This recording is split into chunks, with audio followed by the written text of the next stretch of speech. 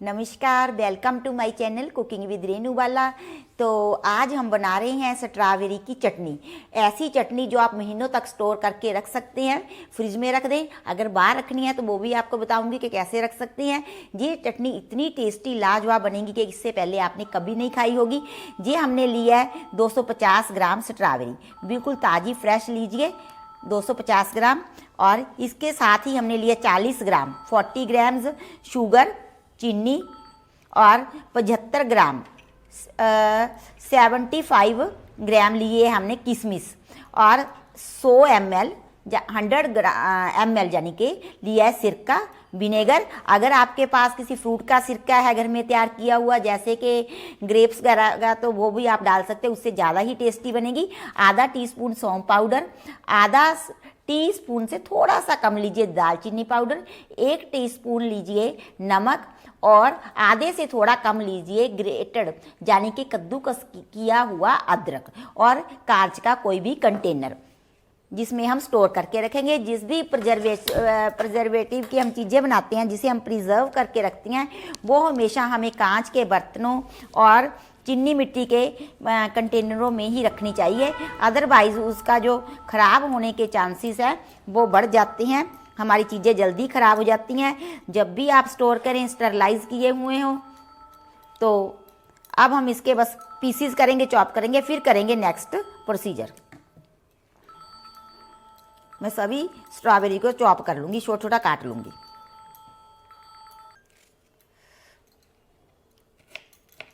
इस प्रकार से हमने ब्रीक ब्रीक सभी स्ट्रॉबेरी को कर लेना है चॉप, फिर करेंगे नेक्स्ट स्टेप।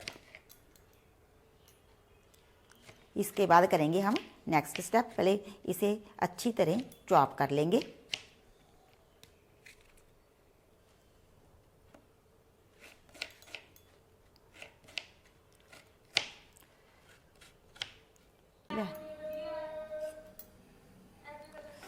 अब हमें पैन लेंगे, कोई भी कढ़ाई या पैन ले लीजिए और उसमें सारी जो हमारी स्ट्रॉबेरी है उसको आप ट्रांसफ़र कर दें। तो अब हम क्या करेंगे, इसके आगे जो हमने विनेगर ले रखा था उसको भी इस कढ़ाई में डाल देंगे, जो भी पैन कढ़ाई आप ले रहे हैं, और आंच को कर देंगे मीडियम। और अब हम क्या करेंगे, इसे सॉफ्ट होने तक विनेगर में पकाना है। ये बड़ी जल्दी ही सॉफ्ट हो जाएगी क्योंकि ऑलरेडी जो स्ट्रॉबेरी फ्रूट है वो सॉफ्ट ही रहता है। तो इसके बाद करेंगे हम आगे का प्रोसेस। इसे मैं 1-2 वाले बॉयल दिलाती हूँ, उबाले दबा देती हूँ, फिर देखते हैं कि कितनी हमारी जो स्ट्रॉबेरी है वो सॉफ्ट होती है।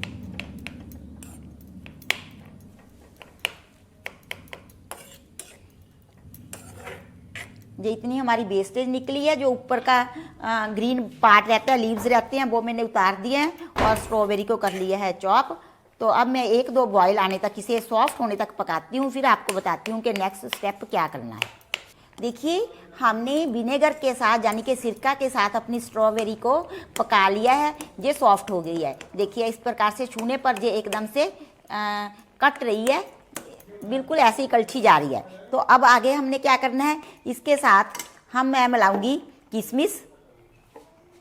इसके ऐसे डंठल होते हैं ना, जो ऊपर वाली स्टेम होती है, वो आपको उतार देनी है और हो सके तो आप धोकर इसे सुखा लें, क्योंकि जो किशमिश रहती है, काजू रहता है, इस पर बहुत सारे स्प्रे किए जाते हैं तो वो नुकसानदायक होते हैं। अंगूरों पर भी करते हैं ना, और काजू पर भी। सभी ड्राई फ्रूट्स को धोकर सुखाकर ही प्रयोग में लाना चाहिए। किशमिश डालती है जी अब मैंने इसमें, अब डालती है चीनी 40 ग्राम।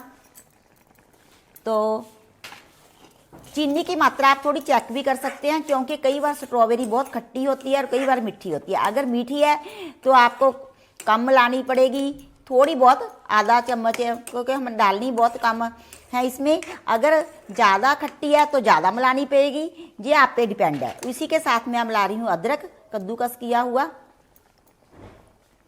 और दालचीनी पाउडर। दालचीनी पाउडर के बारे में मैं एक बात बताऊँ, इसका ज़्यादा नहीं मतलब मिलाना चाहिए। ये मसाला गरम होता है और फ्लेवर भी स्ट्रॉन्ग होता है। दूसरी बात ये जो है, अगर ज़्यादा मात्रा में प्रयोग किया जाए तो नुकसान करते हैं मसाले। तो आपको जो मैं बताती हूँ उतनी मात्रा में ही डालना चाहिए। इसी के साथ ये सौंफ पाउडर है पिसा हुआ, आप अच्छी तरह मिक्सी में पाउडर करके सौंफ को काफ़ी मात्रा में रख लें, क्योंकि सौंफ बहुत सी चीज़ों में प्रयोग की जाती है। इसी के साथ ही है नमक। नमक आप इस स्टेज पे भी मिला सकते हैं और बाद में भी, ये आप पे डिपेंड है।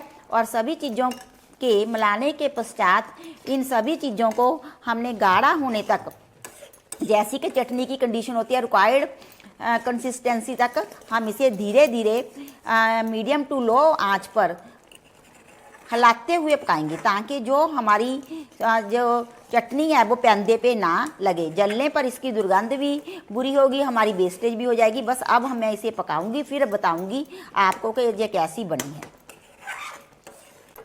देखिए हमारी जो स्ट्रॉबेरी की चटनी है वो बनकर रेडी है और ये बहुत ही टेस्टी बनती है। इसमें कोई भी हमने कलर प्रिजर्वेटिव वगैरह नहीं डाला है।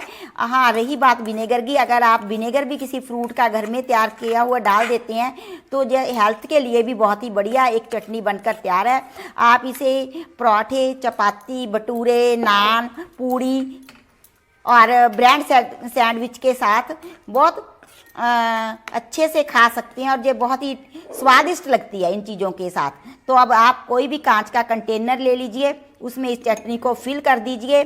आप इसे फ्रिज में रखकर कई महीनों तक इसका लुत्फ़ उठा सकते हैं। हाँ, जब भी आपको कांच के जार में फिल करना है तो आपको गरम गरम ही डालना है और जो हमारे कांच का कंटेनर है वो टूटने ना पाए, इसके लिए हमने एक प्रिकॉशन लेना होता है कि उसको हमेशा किसी भी लकड़ी के पटड़े, लकड़ी के स्टूल या लकड़ी के टेबल पर रखें। ये मेरा लकड़ी का है, इसलिए मैं इस पर काउंटर है तो इसलिए इसमें रख रही हूँ। ये बहुत हेल्थ। देखिए हमारी स्ट्रॉबेरी की चटनी बनकर रेडी है।